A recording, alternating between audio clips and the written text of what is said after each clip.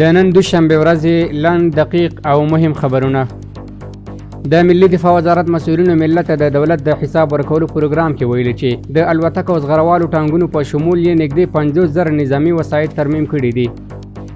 د کورنۍ چارو سرپرست وزیر خلیفه صاحب سراج الدین حقانی د روزګان ولسونو ته په خطاب کې وویل هیواد اوس د پرمختګ پر لور روان دی. نوموړي زیاته کړه ټول هیواد کې د رغونې چارې ګړندۍ روانې دي. موږ روزګانیانو ته ډاډ ورکوو چې ټول هغه کارونه چې ورته اړتیا لري د روغتیا، ښوونې، لویو لارو، بندونو او نورو برخو کې به چارې پیل شي.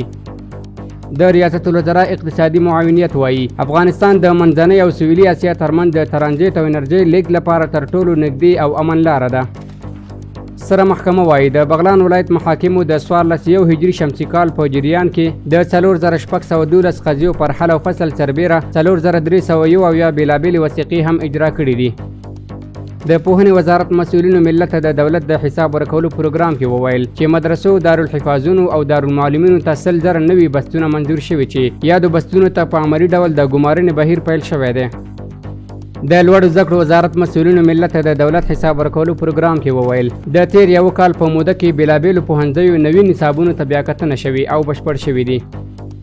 د افغان تور دولتي شرکت رئیس وایي چې په 1401 لمریز کال کې 2700 سیلانیان افغانستان ته د سیاحت لپاره راغلي. مولوي محمد نبی بها زیاتوي په تیر یو کال کې د سیاحت له درکه 80 میلیون افغاني عواید راټول شوي دي.